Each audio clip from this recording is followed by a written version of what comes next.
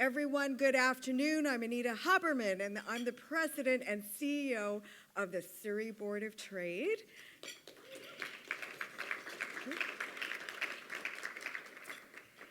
And today we are focused on economic development. We're focused on transportation planning and land use planning. They all go hand in hand. We cannot work in silos anymore when we are in Surrey, for example, the highest destination for newcomers and refugees, when a third of our population is under the age of 19, when we have the greatest number of urban Indigenous peoples within British Columbia, the greatest number of manufacturers within British Columbia is right here in Surrey. An international docking facility, shipping goods, receiving goods from and to all over the world. This city cannot be ignored, but we are one city in a region of 21 municipalities, and it is absolutely critical that we work together from an economic development, land use, and transportation planning perspective from a regional paradigm. That is going to make us leaders instead of working as silos. So everyone, we are here on the traditional and unceded territory of our Coast Salish peoples, specifically the Kwantlen, Katzie, Semiahmoo, Tawasin, Port Coquitlam, Inuit, and Métis peoples. They have a profound connection to the land and water that surrounds our great city of Surrey. And they're great and important economic partners. And we need to continue that journey of learning and of reconciliation. Events like this simply would not happen without sponsorship support. So a round of applause to our supporting sponsors, Beatty and Invest Vancouver. Now we need way more enthusiastic applause for our sponsors. Our supporting sponsors are Beatty and Invest Vancouver. Yeah. Our community sponsor, another great city builder, region builder, is the Pawar Group of Companies. And our ongoing progress partners of the Surrey Board of Trade are BDC, the Business Development Bank of Canada, Scotiabank, the Chambers of Commerce Group Insurance Plan, represented by SNF Benefits, the law firm of Faskin, and Western Community College. Thank you so much. And of course, we have government representatives in the audience, and I'd like to recognize them. Representing John Aldag, MP for Cloverdale, Langley City, Kyle Latchford is here representing him. Kyle. And you can applaud enthusiastically also for our government representatives. MP for Langley Aldergrove is Taco Von Popta.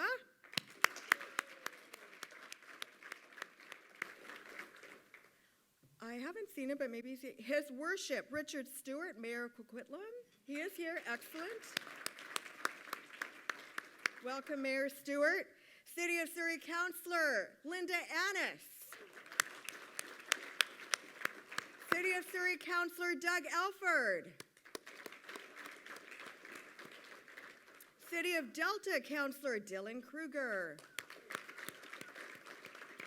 City of Burnaby Councillor, Richard Lee. City of Richmond Councillor, Chuck Au. And the Honourable Bruce Ralston, Ministry of Forests and MLA for Surrey Wally. Thank you all for attending. Everyone, the Surrey Board of Trade, we are Surrey's city building business organization. Our whole mandate is to support business and bring business into Surrey through a very diversified and unique service portfolio. We're one of the top 10 largest chambers of commerce, boards of trades in the country. There are 430 of us.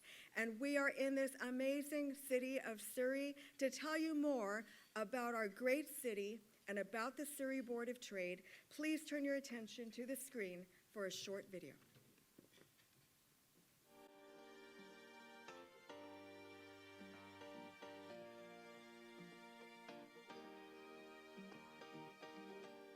As one of the fastest growing cities in Canada, Surrey is an opportunity city.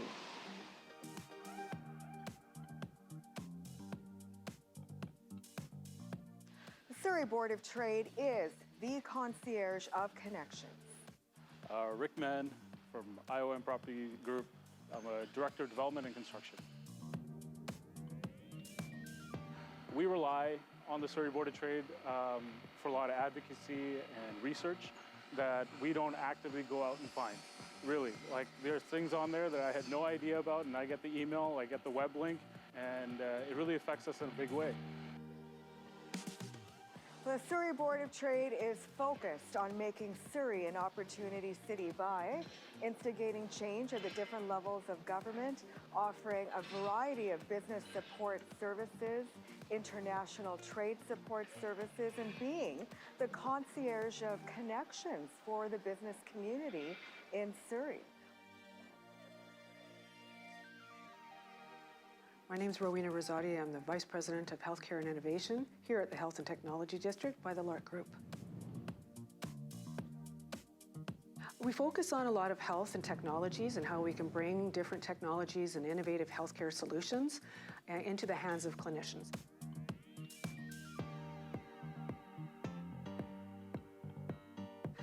So there's a tremendous amount of information and support that Surrey Board of Trade offers to these companies, and it's an opportunity for me to be able to translate what the Surrey Board of Trade is doing for some of those companies and helping those companies to succeed.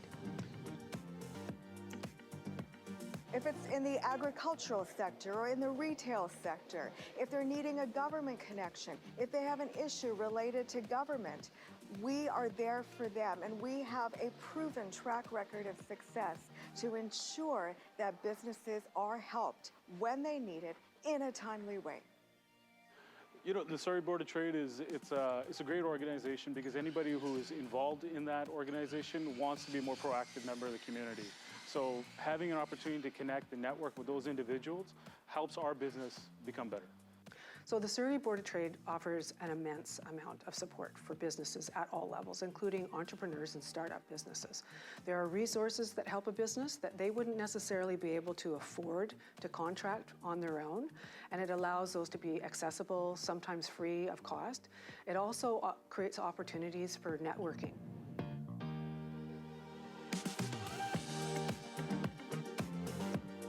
Whether you're a new business that's just opening up shop in Surrey, Surrey Board of Trade has to be one of your top destinations. It will connect you with a lot of the great minds in the organization, a lot of great minds in the community that can help. So whether you're a small business or a medium-sized business or a large business, starting out or expanding, we have the connections. We have the resources to ensure that you have what you need during your journey as an entrepreneur.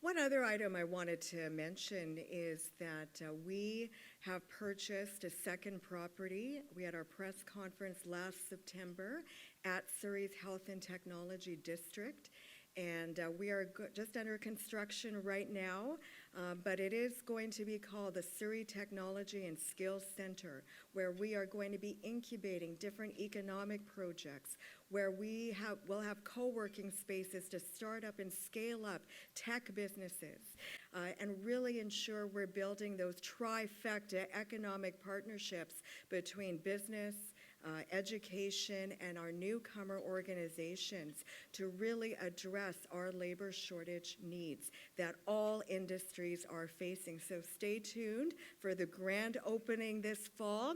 We are so excited about our second location in our Health and Technology District. Now, with that, we also want to make sure that we are focused on the livability of our city. And that is why the Surrey Board of Trade is a leader on community initiatives. And to tell you more about a recent community initiative that we have partnered on, please help me welcome Gurdail Del Bott, a kidney transplant survivor and now an active volunteer for the Kidney Foundation of Canada. And Gurdail is going to bring awareness of kidney disease and organ donation to the community, and a very important initiative taking place right here in Surrey. Ladies and gentlemen.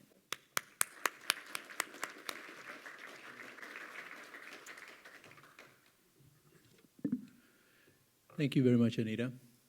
Good afternoon, everyone, our distinguished guests, and my fellow community members. I'm actually a real estate agent here for the last 36 years, so I know a lot of familiar faces in the crowd here. But this afternoon, I'm here for a very, very worthy cause that we all need to, put some time and effort into it, bring the awareness. And I'm here on behalf of Kidney Foundation of Canada. And I have my colleagues here attender. And Ania, can you please stand up, and both of you guys? Okay. So I'm a kidney recipient. I just celebrated my 25th year anniversary. I didn't know I had a kidney issue until my doctors told me that I have one kidney, but I'll be fine as long as I look after myself. I'm a vegetarian. I didn't drink, I didn't smoke, so I figured I'll be okay until I found out that the issue that I had nothing to do with my diet, but it was something that my body, was doing.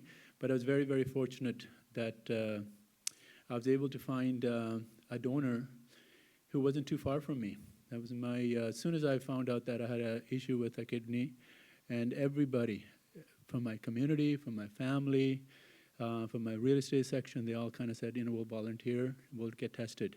And that was such a heartwarming, feeling that I had. But the recipient is my dear wife. So she went out and matched and did the testing, and then my brother and her were close matched. So then she took the seniority. She said, I'm older than you. So 25 years ago, with 4 kids under the age of 7, we went under the knives. And so I'm here because of her kidney and the work that Kidney Foundation Canada does.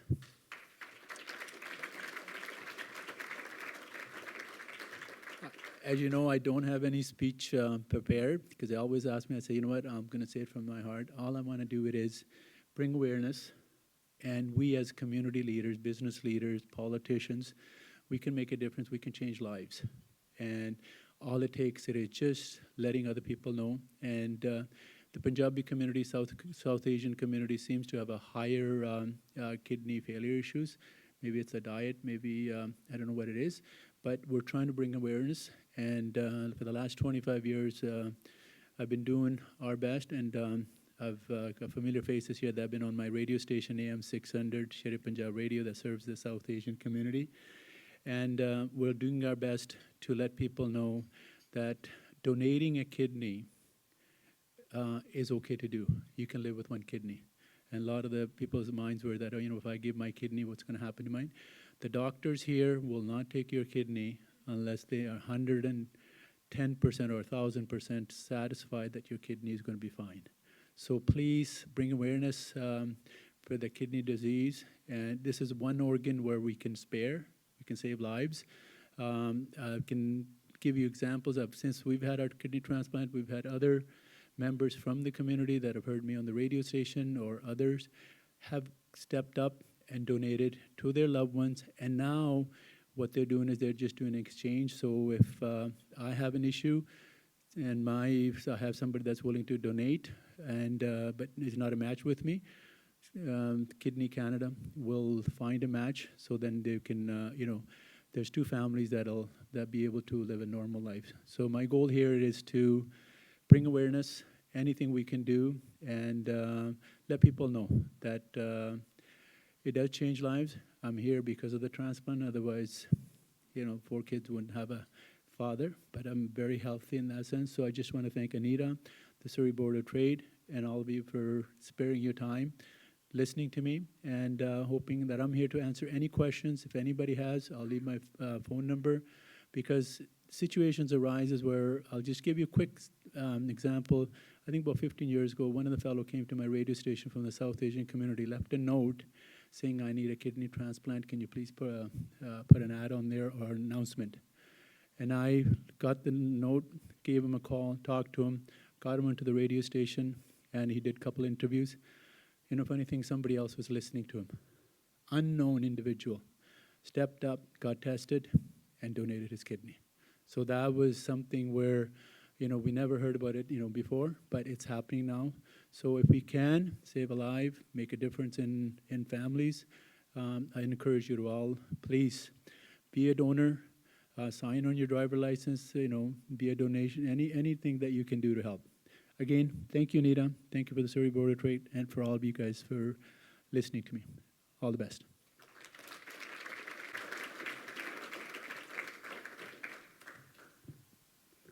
Thank you very much. And stay tuned. Watch your emails for an amazing fundraising event happening together between the Surrey Board of Trade and the Kidney Foundation of Canada. So everyone, the next portion of our program is meant to be a dialogue. It is focused on the future, the economic future of Metro Vancouver as a region. And so we're going to have a question period. A microphone is in the middle of the room. So I want to ensure that we're focused on making progressive, leadership-oriented decisions. And both of our keynote speakers today, really from my perspective, were leaders as city builders during the pandemic when things were so challenging for our business communities. They've been leaders in terms of building out their respective cities, but they've stepped up to the plate and they're focused on the region. And today we're focused on economic development, land use, and transportation. And there's so many issues related to that, but our first speaker is who I want to introduce to the podium. He was elected as chair of TransLink Mayor's Council in November 2022. He's known for his strong leadership and dedication to the community. He served 3 terms on Port Coquitlam City Council before being elected as mayor in 2018. He was re-elected for a 2nd term in 2022, and he's highly regarded for his focus on the well-being of Port Coquitlam families and his ability to achieve results. I especially liked your patio program during the pandemic. So everyone, a round of applause for Mayor Brad West.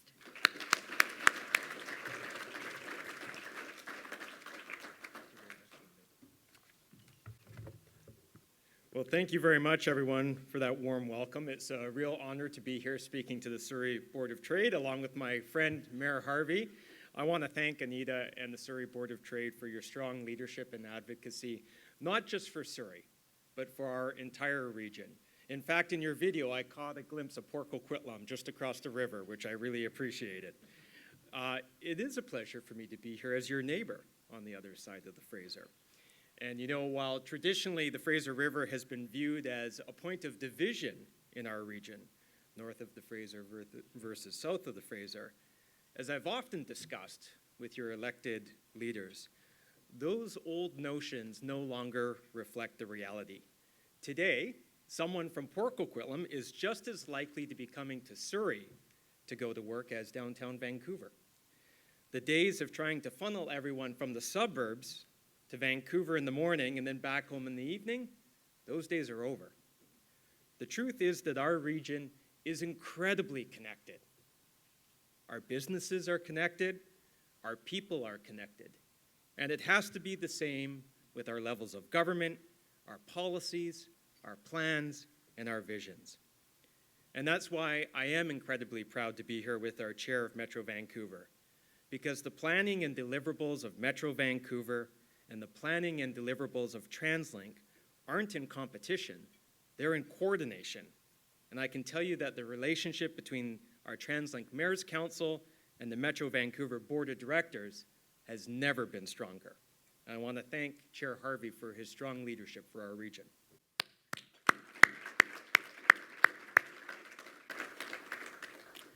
We're working together, we're standing together, we're advocating together for the needs of our fast-growing region, from transit to regional infrastructure.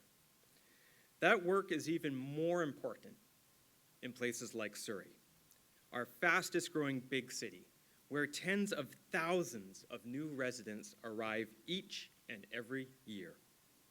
This place is a huge part of our region's future. Now, as you know, both Metro Vancouver and TransLink have spent several years, and I was there for it, so I can attest that it was years but felt like decades at times, finalizing long-term plans, Metro 2050 and Transport 2050. I want to focus my remarks on the transportation side of this work. And I know that after so many years of planning, many of you don't want to talk about planning anymore, and I am one of you. You want to hear about action and what we as governments are doing in terms of building and serving our communities to make them work better. So I want to shift gears to the people of our region. Every day, almost 400,000 Metro Vancouver residents use our transit system to get to work, school, go to a hockey game, park, and everything in between. Public transit has long been seen by our residents as a basic utility, like electricity, drinking water, or roads, an essential service, not a nice to have, a must have. Metro Vancouver is expected to grow by 50,000 people per year, which is like adding 3 White Rocks every year to our already crowded region. And so much of that growth is coming here to Surrey. We're already experiencing the pressures of that growth. While most transit systems in North America are still far below their pre-pandemic ridership levels, here in Metro Vancouver, our system is already full. Let me repeat that. Our system is full. In Surrey, a full 25% of bus trips during peak hours are severely overcrowded. That means people crushed onto a bus, getting a little too close for comfort, watching a full bus maybe pass you by without stopping. That's happening right now. Now imagine adding 50,000 people a year.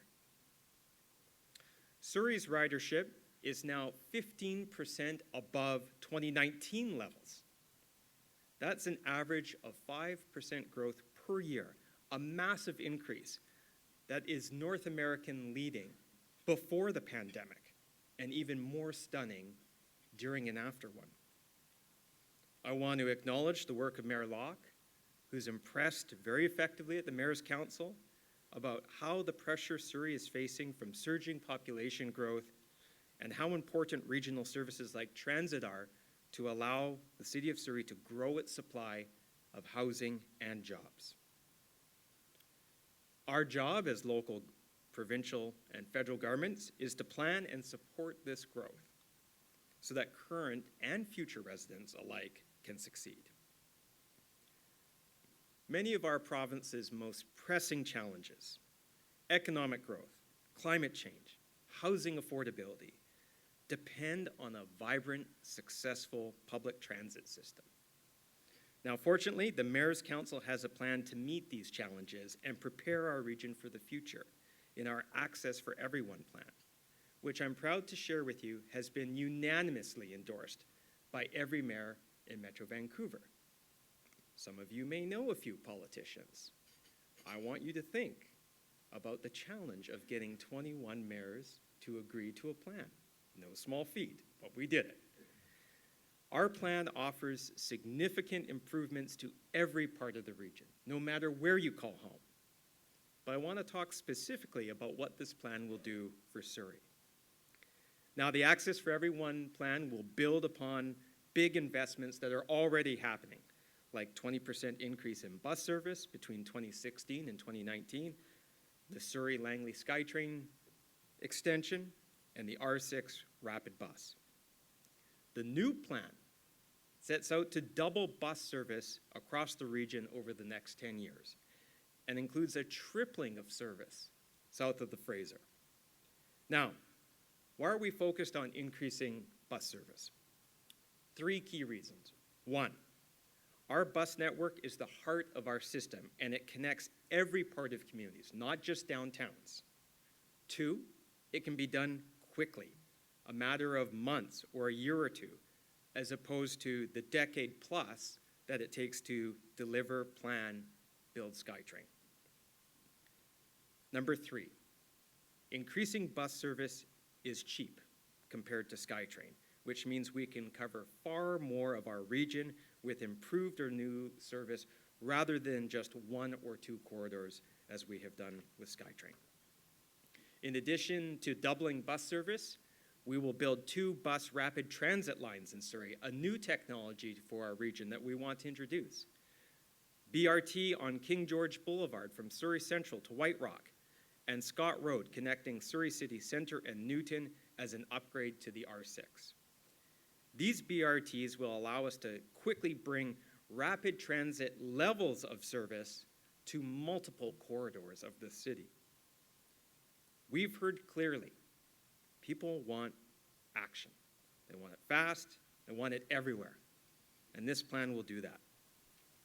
In fact, the Access for Everyone plan will provide significant improvement and progress on every major transportation need our region faces. Better connections, more coverage, faster service, more frequently, more active transportation links, further rapid transit, improvements for commercial traffic, the list goes on and on. There's a reason it took a long time to develop. It truly is an all-encompassing vision that leaves no community, no sector of our economy, and no person behind. So what's next? Well, I'm known in some circles for being direct, and I know this audience can handle it. So let me be candid. We've got the plan. We've studied it to death. We've taken all the time to have all the conversations and public input. The question is, how are we going to pay for it? How do we work with senior levels of government to create a new funding model for TransLink that's up to the job of delivering for our region? That is our challenge. The opportunity, if we succeed for Metro Vancouver, for British Columbia, and for Canada, is huge. The risk is increased congestion, more reliance upon vehicles, missing climate targets, and a deterioration in the quality of life for our residents. So this is very serious and it's real. And that's why the Mayor's Council has launched a public engagement campaign back on May 12th to engage with the public and the community, leaders like the Surrey Board of Trade, to help us pressure senior governments to commit to delivering our Access for Everyone plan starting next year, because we do not have a moment to lose. I'm hoping the Surrey Board of Trade will join us in this campaign, just as you've done in the past for the Mayor's 10-year vision. It's imperative that we find ways to fund this plan with our senior government partners so we can begin to work to expand the system here in Surrey and across the region starting mid-next year. People have waited too long. This is a defining moment for this region and its future. And I know myself, my colleagues at the Mayor's Council, every single one of them are up to the task. We look forward to working with you and other levels of government to get the job done. Thank you very much. I'll turn it over to my friend, Mayor Harvie.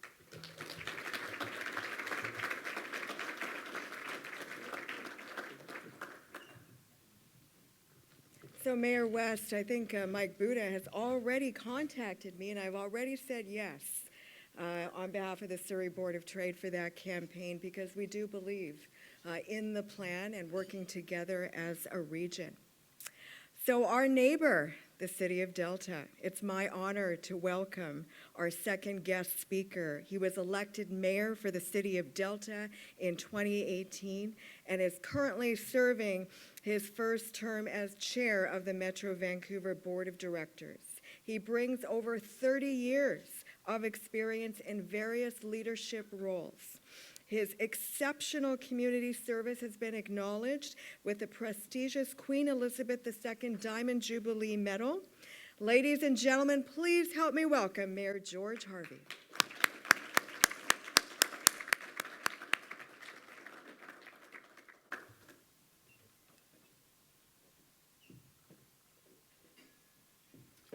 It's always great to be behind Brad West and clean up the mess.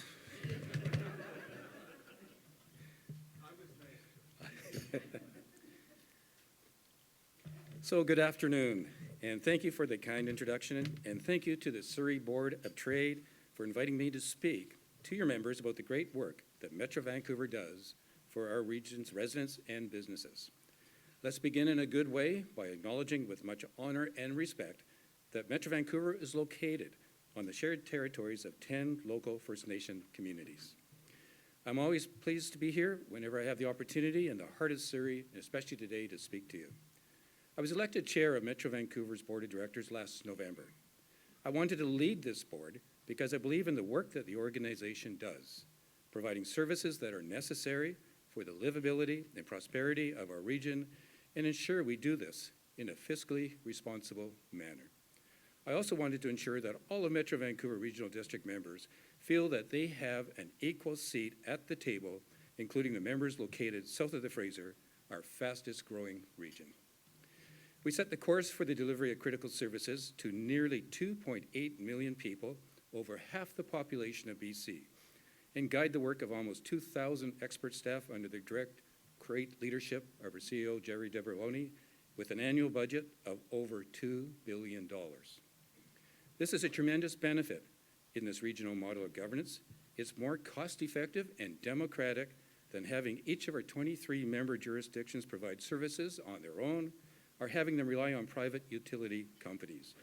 And we are all part of a region. Surrey gets its drinking water from the North Shore, your sewage goes to Delta, solid waste goes to Burnaby and Delta, and Surrey provides significant regional assets via agriculture and industrial land.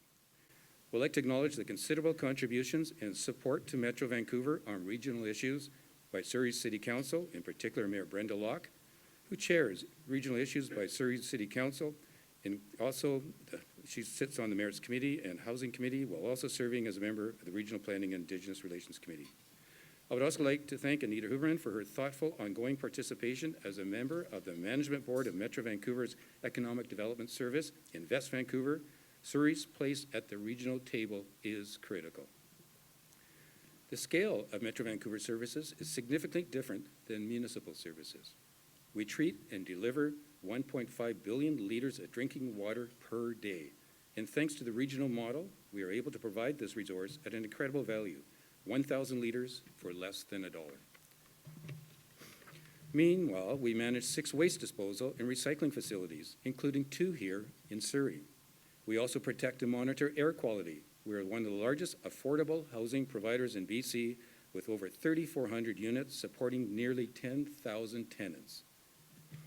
On top of this, we serve as the main political forum for discussion of significant local issues at the regional level, so the members can support each other and advocate with one voice to other orders of government. The work we do touches the lives of every resident and business in our region. Our strength comes from the combined power of each of our 23 member jurisdictions, collaboratively planning for our region's future, informed by the conversations we have with residents and business leaders. From dikes to bridges and tunnels, clean water, waste management, parks and housing, infrastructure projects connect our communities, provide the foundations for quality of life, support a strong and resilient economy, and build the future of our region. We must maintain and replace critical regional infrastructure to meet current and future service needs and increase our resilience to the effects of climate change and natural disasters, including impacts from severe weather events and flooding, droughts, wildfires, power failures, and seismic events. We're driven by the goal of ensuring our region is livable today and sustainable for tomorrow. At Metro Vancouver, we make long-term plans to achieve a vision of sustainable and resilient region that is livable for current and future generations. Those plans cover such items as climate action, housing, and regional planning. The plans also include real actions that will help us reach our goals and targets. Climate action is a major priority in all our work. Everything we do is tied to overarching goals to mitigate and adapt to climate change. Climate 2050 provides bold leadership, aiming for a 45% reduction in emissions by 2030 and laying out plans for us to become a carbon neutral region by 2050. At the same time, it will help make our infrastructure, ecosystems, and communities more resilient to the impacts of climate change. The plan aligns with both federal and provincial goals and targets. Metro Vancouver is one of the largest affordable rental housing providers in the region. The Metro Vancouver Housing 10-year plan provides a vision and framework to guide how we will provide, preserve, and expand our network of affordable housing sites. This plan will see an investment of $190 million over the next 10 years to provide 1,350 new and redeveloping housing units. With partnerships with orders of government and the private and nonprofit sectors, we expect to be able to raise that number to over 2,000. We've already made progress in this area. In April, BC Housing and Metro Vancouver Housing signed a memorandum of understanding, and the province provided $158 million towards priority projects.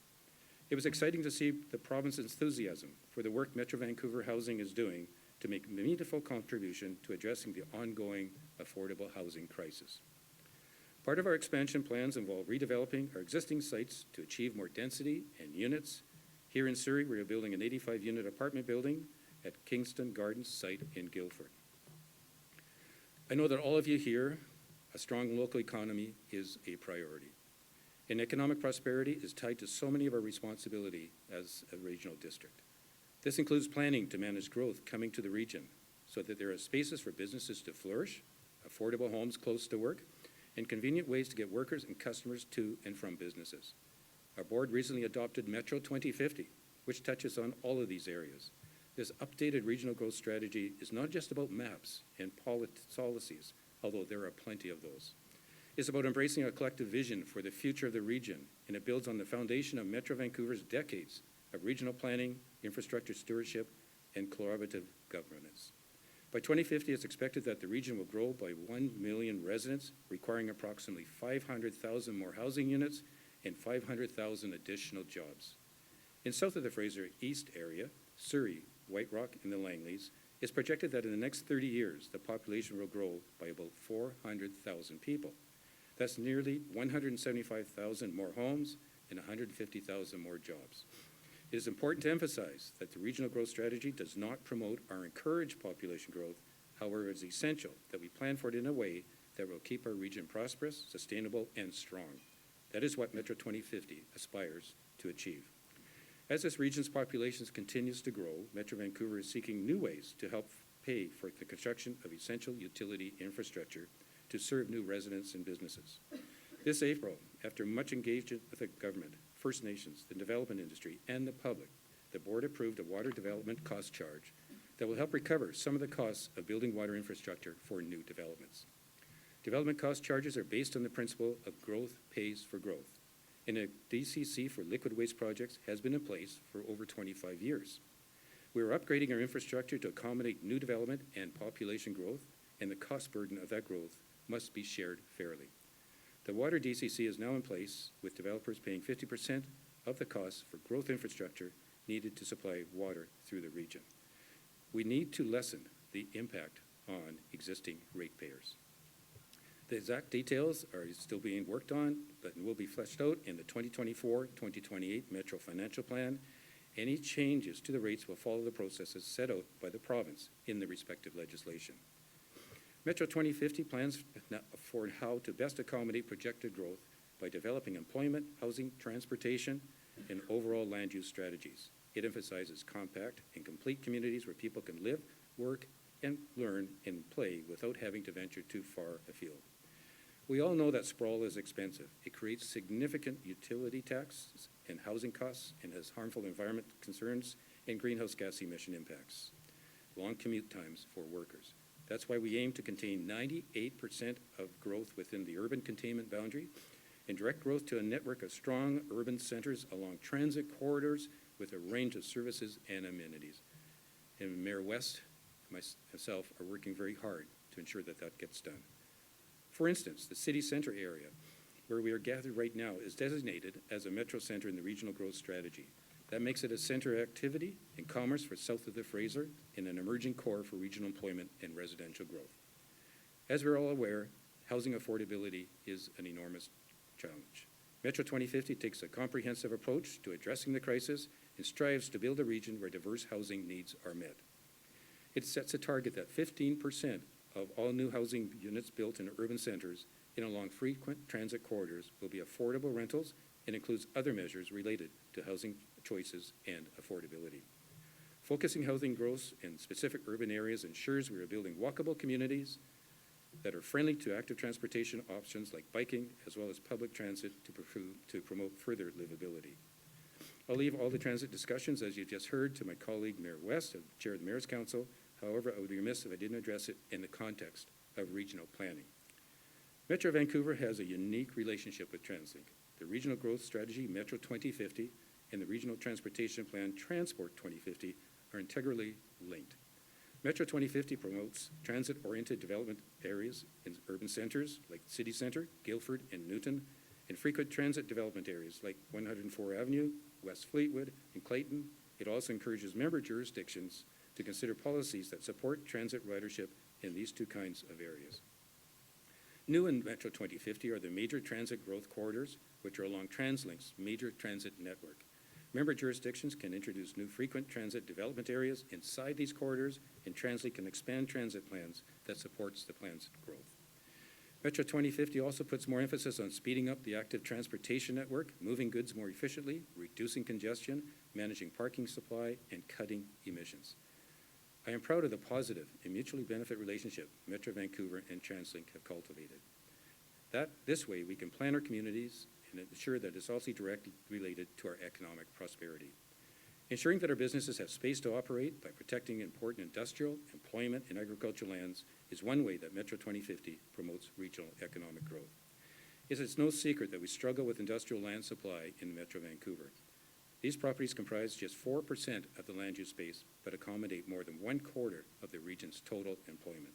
They contribute to our economic well-being and play an important role in our provincial and national economies by facilitating trade.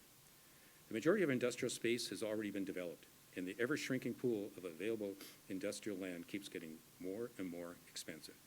By protecting and expanding industrial lands, Metro 2050 aims to ensure that the region remains competitive, resilient, and sustainable in the face of changing economic and environmental conditions. Surrey is home to the large swaths of productive agricultural land that is important to our economy, for food security, and for the resilience in face of climate change. Protecting the agricultural land reserve from urban development is critical, along with strengthening the economic viability of agriculture. Beyond supporting a sustainable economy and regional planning, in West Vancouver, the region's economic development service supports all member jurisdictions in attracting and retaining global investment with a focus on export-oriented sectors. As a federation, we can provide thoughtful leadership, act as a regional convener, speak with one voice on regional strategic priorities, and ensure the region is competitive on the global stage and attracts its share of foreign direct investment. In the course of work, Invest Vancouver has heard from global investors that they're excited about the city of Surrey because of its strategic location, industrial land base, strong infrastructure, and its growing young, talented, and diverse population. With approximately 20% of Metro Vancouver residents calling Surrey home, this is a huge opportunity for economic transformation within the city that will benefit the regional economy. Invest Vancouver works closely with partners, including the Surrey Board of Trade, to address barriers to growth and promote investment in growing industries such as life sciences, clean tech, high tech, and agri-tech. Surrey's Innovation Boulevard is a perfect example of creating a hospitable environment for these kinds of industries. It is home to SFU Quantum Algorithms Institute, Center for Agritech Innovation, and will be the location of a new medical school.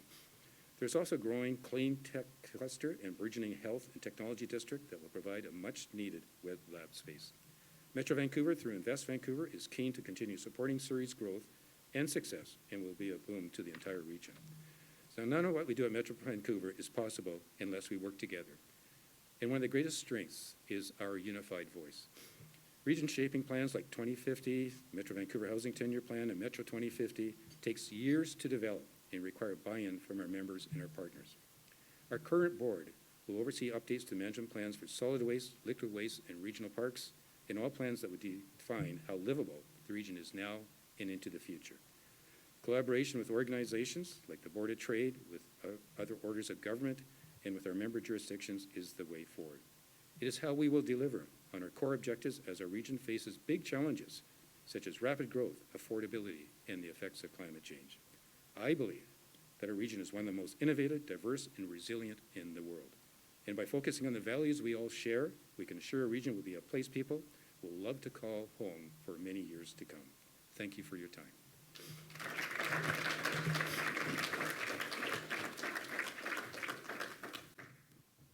So we have a healthy amount of time for dialogue. And if you do have a question or a comment, please approach the microphone, state your name, your company name, and your question very succinctly. We are recording today's session as well. But I wanted to pose the first question to each of you. In each of your portfolios, you've talked about housing, land use, transportation. Can you tell me how you're utilizing and connecting with the development community as economic development agents, as city builders, in order to accomplish your goals? Who wants to go first? George has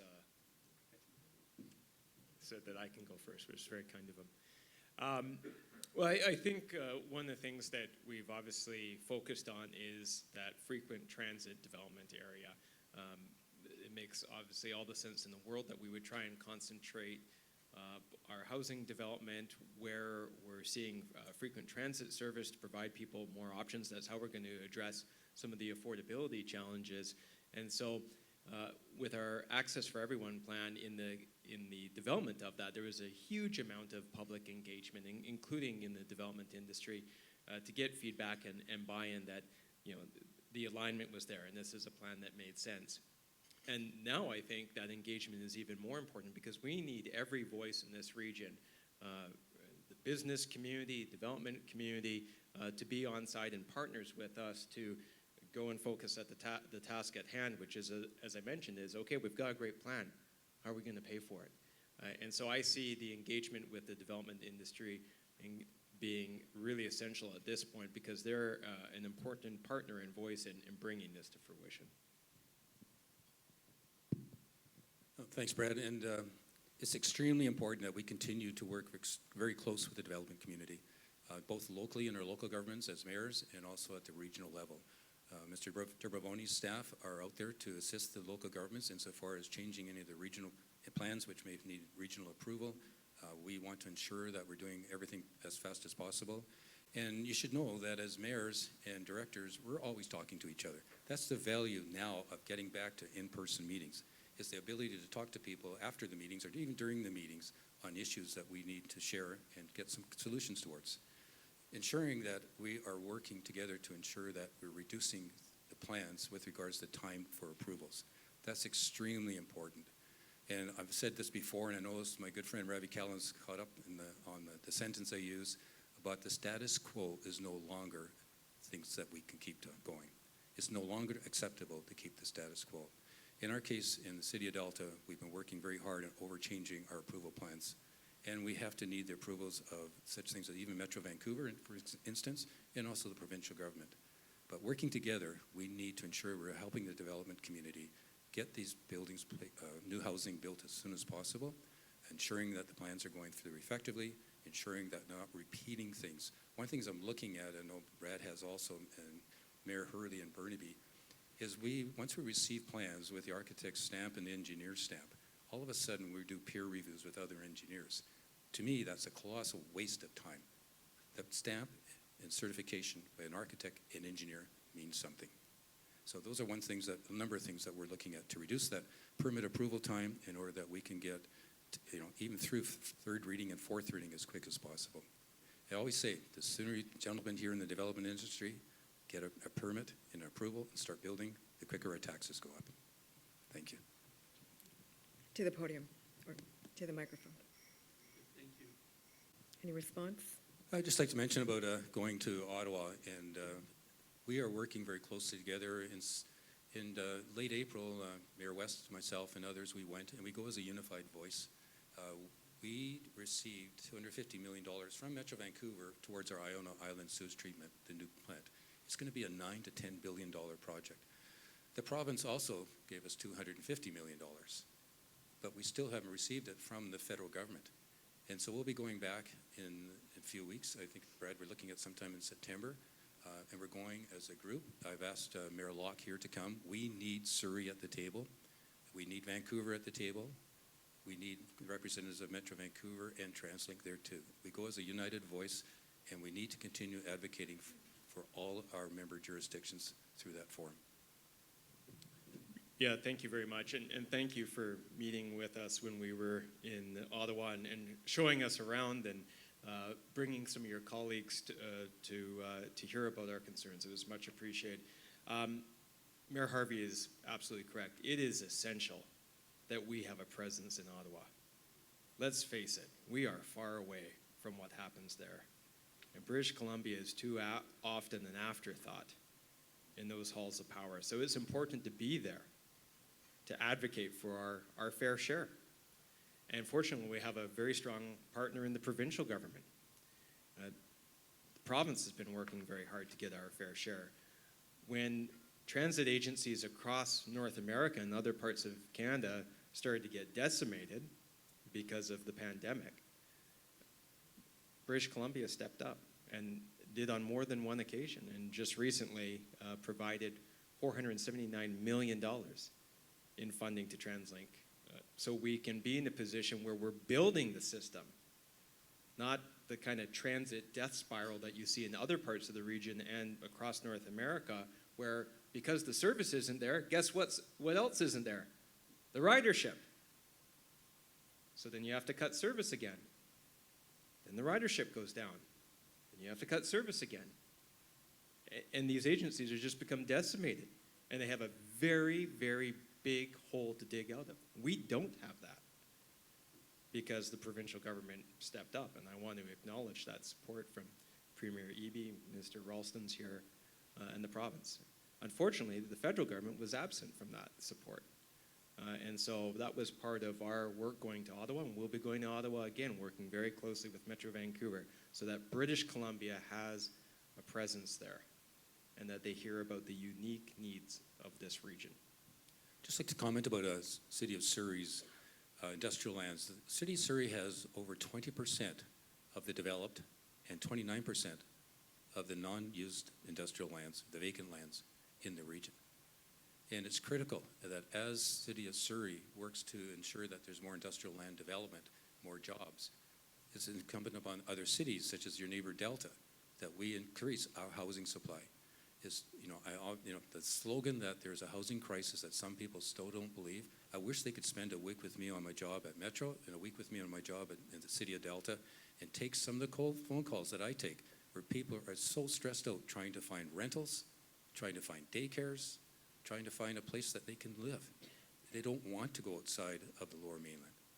And with real intense immigration that we're going to be receiving now and into the future, the housing is a priority for Metro Vancouver. It's a priority for all of our local governments, and we need to meet that challenge. I really support, and I'll call it like somebody came up with the slogan, being on the naughty list.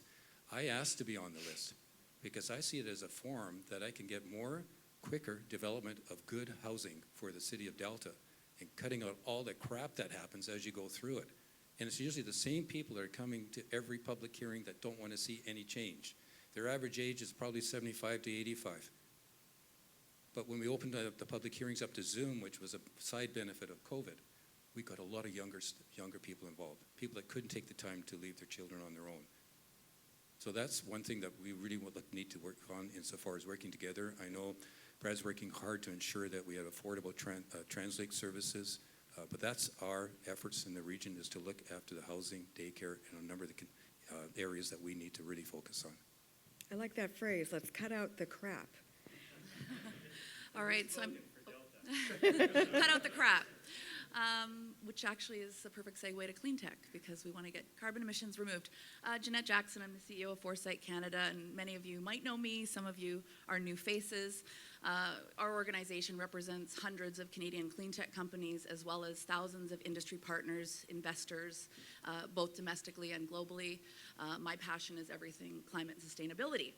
So a couple of quick comments. When you think about land use, we certainly have some incredible scaling clean tech ventures that have no place to go, and they are leaving the region. And so I definitely want to make sure I see those. I'm only speaking because I see there's some really important, influential people here who within each of the 21 municipalities can influence that. So I'd like to see it top of mind.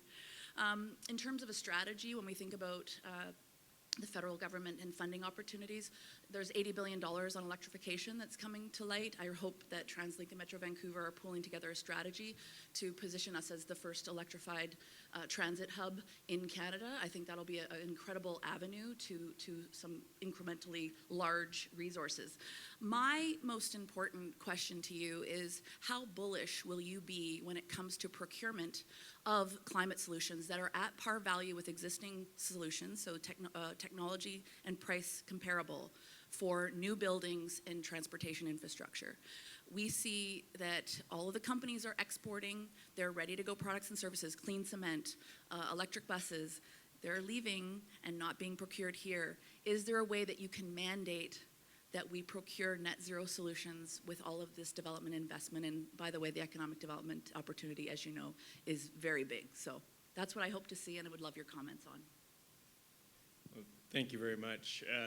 To directly answer your question, no, the Mayor's Council can't mandate that, which is a great segue for me to tell you that one of the big challenges of the Mayor's Council is the governance of TransLink.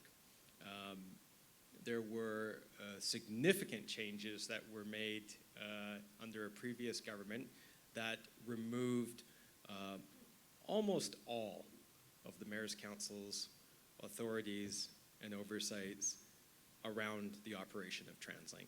So we have a very narrow set of responsibilities that we undertake, but we are pursuing, and we continue to advocate to the province to see an overhaul of that governance system to be able to allow the locally democratically elected representatives of this region to have more say in the operations of TransLink. So that's just the reality as it currently sits. Now, my personal opinion is I don't know how this is just not a complete no-brainer. Should we not be supporting the people who pay taxes here? I mean, I'm in my own municipality, I'm always pushing our city to make sure that we're looking locally first. I think that just makes all the sense in the world. These are the businesses and the workers who reside in these communities, to pay taxes to the communities, and their tax dollars should be used to keep them employed, to allow business to expand. And by the way, it's not some second-rate solution. We have world-leading, as you just articulated, world-leading solutions that other parts of the globe are grabbing for as quick as they can. And I talk to too many companies who, here at home, where they have, again, paid taxes and invested for decades, are blocked. And often because of various archaic rules or, to be very candid, poor trade agreements that the country has signed over a number of years. So anyways, it is something that I think needs to be addressed squarely and head on because it's all of us who stand to benefit. If we can get this fixed, if we can get more of our people working towards the solutions of our region, the circular benefits help everyone. So it is the definition of a no-brainer in Brad West world. You're absolutely right. And Brad mentioned it, it's federal provincial trade agreements. Our procurement rules and regulations, which we have to follow, are based upon a lot of direction and requirements from those senior levels of government. But I just talked to a company about 2 weeks ago who was mentioning the same thing, that they're going to have to, they can't get win any bids on some of the work. Yet those are, and 2050 has requirements that needs them to be here and for us to be able to utilize their services. So I'm looking at my CAO here for Metro Vancouver, and I think he knows what's coming. We need to do in Metro Vancouver to take this problem on and come up and with recommendations that we can then take to the provincial government, the federal government. I'm on the investment Vancouver panel, so there's definitely, I'm pushing some information, but there's an incredible example of how this can work. Oh, you don't have to sell us. Yeah. No, you don't have to sell us. All of you need to champion. Yeah. So, but Jerry, we're going to look at that for sure. And Mayor West will be looking at it insofar as TransLink. I was really disappointed. I know Mayor West was and others that we had to order diesel buses again. I was terribly disappointed. And Brad talked about TransLink. I'll be more bold because I actually have, and I really appreciate Councillor Kruger. I can't do the job of Mayor of Delta and Chair of Metro without giving up some things. And Councillor Kruger has been amazing, providing more youthful insight to the Mayor's Council insofar as bus service and TransLink. But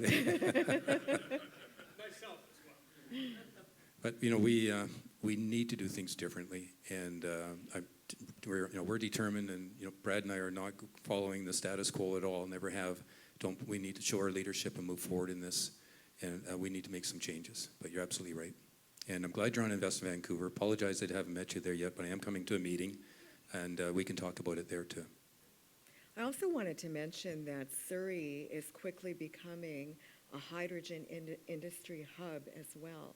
So that's another source of energy that absolutely can be utilized to really meet our climate change goals as well. Any other? Yep. Just on the hydrogen, we do have a plant coming in Burnaby now that's been working for a number of years to get there. But when we lose these opportunities of businesses moving out of our region and out of the country and out of the province, we're losing extremely valuable staff there. Yes. Extremely valuable. Provincial BC people. Mm-hmm. And we need to do everything we can to keep that labor force here too. Mm-hmm. Any other questions or comments from the audience? While you're thinking about it, I just wanted to ask you, it's business that bears the burden of taxation, the uncertainty of their property tax bill. How are in each of your portfolios going to make it clear to the business community on what their taxes are going to be, the implications of your team's decisions to really enhance decision-making for businesses and their investments into the future? Well, I'll go first because it allows me to highlight that the city of Port Coquitlam has the lowest property taxes of every municipality in Metro Vancouver. That's just a plug for Port Coquitlam. From my perspective, and this has been true in almost every engagement I've had with residents, business, people get they're going to have to pay taxes. What they want to know is what they're getting in return for it. Mm-hmm. Where's the value? Where is the deliverable? What can you point to say, okay, I'm going to pay this, but I'm getting this, and you can buy into that. So it's really important that we are able to show that connection and that value between what people are paying for and the service they're receiving, the deliverable that is there at the end of the day. As I said, from a TransLink perspective, we need to move past this outdated funding model that, quite frankly, is the reason why we are behind with delivering transit service, because it is too reliant upon property tax to deliver transit, fares, which there's a lot of sensitivity towards. You can't have fares go up too high. I mean, obviously, people who ride the system are going to contribute to the system, but you can't go too high with fares because then people won't take it, and it's often the people with the most modest incomes who are reliant upon transit, and gas tax revenue, which is a declining source of revenue because I'm not sure how many people drove here today in an EV, but that number is going up. And so gas tax revenues are declining. So that is the three-legged stool that we use in this region to deliver transit, and it is a bad stool. So we got to come up with a new one. And there are things around the world that are done. There are things in other parts of the region that are done. And so one of our calls is for the provincial and the federal government. And by the way, we need to bring the federal government into this conversation as well. Federal government should be contributing to the transit costs, including the operational costs of transit in major urban centers of this country, which is done in most of the rest of the G8. So we need to sit down with the three levels of government and determine what is a fair, sustainable model that is up to the job of delivering what we need well into the future. That is really the key. I appreciate Port Coquitlam has done a wonderful job insofar as their finances, and so has the City of Delta. We're actually, for the last 10 years, we've always been at the low end. We also have been able to achieve many of our projects and everything with no debt still. I don't know how much longer we can stay active in rebuilding some of our very old rec centers without going into debt. I've delayed the projects right now because of uncertainty insofar as trade goods movements, uncertainty insofar as costs, certainly insofar as labor supply. It's not a great time now to go on any projects. Jerry's been working very hard with me and our planning task force that Brad sits on, and where we looked at the effect on the homeowner. At the end of the last board, before the civic election, there was an approval to raise the effects on the homeowner insofar as utility taxes by over 52% over the next 4 years. So one of the things I wanted to do and committed to do was to work, and John McEwen, our vice chair, was instrumental in helping me on this. Pardeep Kuner, from councillor here, sat on the committee. And to make a long story short, we're making a recommendation that will be looked at the board when we do our final financial planning. There will be a 19.2% reduction. We couldn't do much in the years 24 and 25 because a lot of projects were already in place. We had contracts to fulfill, but for the last 2 years, we've reduced it from 12.4 and 12.1% increase to the homeowner down to 5% each year. So that's what we wanted to do as new board members and a new board and a new way of working together, was to ensure we're looking at the effect on the homeowner. 52% to me was unacceptable. And again, I really appreciate when we came in and said to our CIO and staff, we need to work and lower in this. They came up with a really good review, worked extremely hard with the planning task force, and came up with some solid recommendations. So thank you, Jerry, and all your staff for that. Are you exploring private sector funding opportunities in order to build the infrastructure that is required? There's 500,000 newcomers coming into Canada each year as targeted by the federal government. Surrey is the recipient of the majority of those newcomers that arrive in British Columbia. Are there innovative funding areas that you're looking at to build that infrastructure, to build it faster? Well, we're looking at all options, but first of all, we have those procurement requirements that we do, and recognize in Metro, we're looking at again projects that are in the billions of dollars. So there's a lot of private work going on with companies on ensuring that we've got a good opportunity and a good construction type of model and good equipment and good people doing it. It's extremely tough nowadays. But insofar as other private sector developments, we're always looking at ways that we can achieve a better service.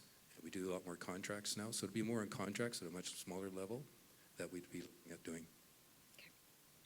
I can just note that I know that TransLink is looking at increasing sources of revenue that do not come from the taxpayer. So for instance, you may have seen the news recently, there's a real estate division that is looking to make advancements there and looking for the opportunities, the natural opportunities that align when you have rapid transit and of course going hand in hand with housing, and how we can derive a benefit from that to deliver it back to the region's residents and businesses in terms of lessening the impact to them, and, additional revenue to be able to deliver the service improvements that we want. Thank you, Anita. Question for Mayor Brad West. My name is Kaprit Rai from Sussex Insurance Agencies. There's been a lot of interesting discussions and debate around the concept of SkyTrain versus LRT, especially during election time. Just wondering and there's obviously benefits and schools of thought regarding both, depending on the region and where you want to put it and which pockets you want to connect. Just wanted to ask you, Brad, what's your school of thought, and has there been any discussion regarding implementing even LRT? I realize we have a long-term strategy for SkyTrain, but what's your thoughts on LRT? Yeah, so the Access for Everyone plan that the mayors have agreed to, as I mentioned, focuses heavily on bus rapid technology, bus rapid transit. Again, new form of technology, similarities to LRT in some respects. And the reason, again, why we've looked to that as a preferred method to connect the region is because of how quickly those improvements can come, how much bang you get for your buck, the sheer magnitude of the parts of the region that we could cover. But those, once we introduce that technology, if that's successful and proves out, there's opportunities then, okay, what was the next step? We also identified the need for rapid transit extensions as well. One of the areas of our region, along with the south of the Fraser, which has a very pressing need, is the North Shore. I don't know if anyone has tried to get on or off the North Shore recently, but it is a huge challenge. And our colleagues from the two North Vancouvers and West Vancouver, have really made the case for investment there and working with the province around what that could look like. So, have not identified a technology there. But this is an iterative process that involves assessing what technology is going to work best, what's going to serve the greatest number of people. And from my perspective, as we look at the needs, we have to take nothing off the table and have to very much ensure that we're considering the local context and the solution that we're, or the problem that we're trying to solve. I experienced bus rapid transit just a few weeks ago when I was in Europe. It didn't look like a bus, didn't feel like a bus, but it was a bus. And it was amazing how popular it was in the big cities, Barcelona, et cetera, to move people along. So I'm really excited about the future of utilizing different technologies rather than just SkyTrain technology every time. I do have to mention a story from one of my council colleagues from Port Coquitlam, Glenn Pollock. He won't mind me telling this story. He was in Portland, and he was there for 5 days. And he was taking this BRT everywhere. And he said it wasn't until the 5th day that he realized he was on the bus. Now, he was down there for a stag, so I don't know whether that had any impact on his perceptions, but it works in many parts of the region, or pardon me, of the world. I know we're special here, but if it works other places, it can work here, and it offers a lot of advantages. One of the key aspects of Surrey is we have so many students in our city, but no student housing. And how in each of your respective portfolios, whether it's related to public post-secondary or private post-secondary, even those in high school, how are you working to ensure that our future populations are also communicated to and have the infrastructure supports that they need? You're talking about the universities? Yeah. We need to rely on the universities to work with the province and feds to get the money to do that. It needs to be linked right with the universities, hopefully right on their property, of course. That, to me, that is something that needs to be done. Just my final question to you is, Surrey is a border city, and we're on this coalition to build this high-speed rail from California all the way to Vancouver, advocating for a stop in Surrey with our Regional Economic Development Agency. Can you speak about how we're making and connecting the region to Silicon Valley and really that whole Cascadia corridor? Well, I personally do it by going down to Trader Joe's with the family as frequently as we're able to. I admit to not being an expert in this particular area, that I haven't given a lot of reading or thought to it. I mean, I will make this observation. I think it's a great idea. Wonderful. We should do it.